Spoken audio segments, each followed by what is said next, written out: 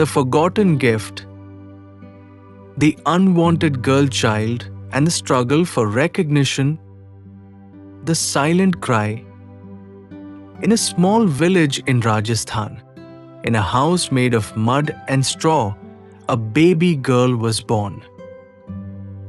Her name was Suman, but no one called her by it. Instead, her mother, Sita, whispered her name in the quietest of moments, fearing that the world outside might hear and judge. In the dusty corner of the room, the baby lay in a simple cot, her small hands curling into fists, as if trying to hold on to something, anything, that would help her survive in a world that had already decided she was worth less than a boy. Suman's arrival was met with silence. Her father, Ramesh, did not smile. He did not speak. The family was already burdened with the responsibilities of raising two older sons, and Suman's birth was seen as an unfortunate twist of fate. In their community, daughters were considered a financial strain, a liability, while sons were an investment. They would grow up to work, to inherit, to carry on the family name. A daughter would eventually marry, and her future would be someone else's concern. But in Sita's heart, there was a spark, an instinct to protect her daughter, to give her a chance at something more.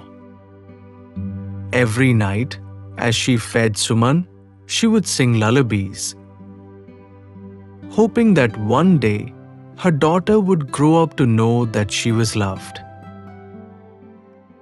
The burden of being a girl, as Suman grew, so did the weight of her gender.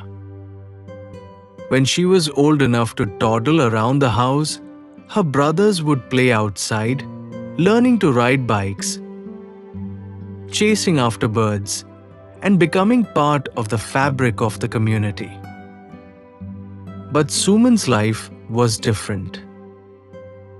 She stayed inside, helping her mother with chores, cleaning the house, fetching water from the well. Every day, her world grew smaller, and every day, the whispers around her grew louder. Why didn't she turn out to be a boy? Her father would mutter under his breath, watching her play with a broken toy. She's just a girl. What's she going to do for us? His brother would add, shaking his head. These were the conversations that filled Suman's childhood. They were the invisible chains that bound her, that told her she wasn't enough.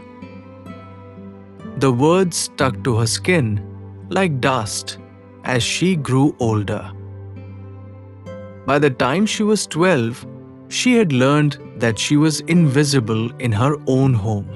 When she was 14, Sita took her aside one afternoon and gently told her, "Suman, remember that you are special. You don't need to prove anything to anyone.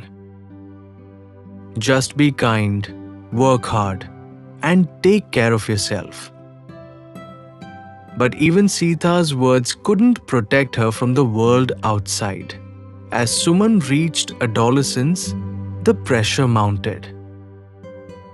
She began to understand that, to her family and to society, she was a disappointment. A failure because she was not a boy. The breakthrough.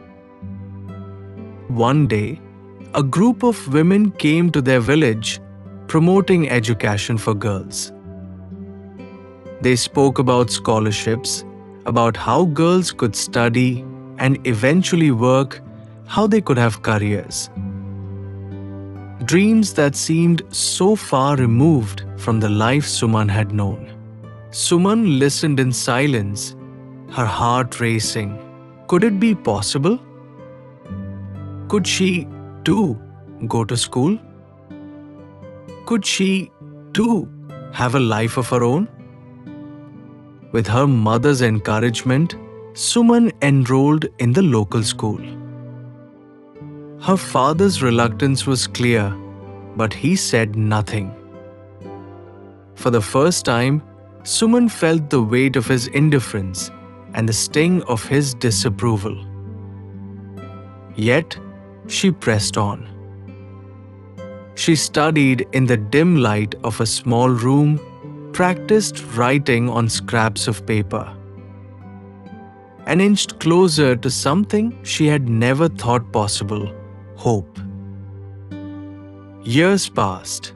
Suman excelled in school, defying the low expectations placed upon her. Her teachers recognized her brilliance, and soon she was awarded a scholarship to a prestigious university in Jaipur. When she received the acceptance letter, she stood in front of the small, crumbling house where she had grown up and stared at the letter in disbelief. It was not the life her parents had envisioned for her, but it was the life she had fought for, a life that would be hers to shape. Suman's journey was not easy. She faced resistance at every step, but with determination and the quiet support of her mother, she pushed forward. She became the first woman in her family to graduate from college, and eventually, she found work with an NGO dedicated to empowering rural girls. She returned to her village not as the forgotten daughter, but as a symbol of what was possible, what all girls could achieve if they were given the chance. Over time, her father's attitude softened. He no longer saw her as a burden, but as a beacon of hope. One evening, as Suman sat beside her mother, watching the sunset over the desert hills, Sita turned to her and whispered, "You were always my gift, Suman.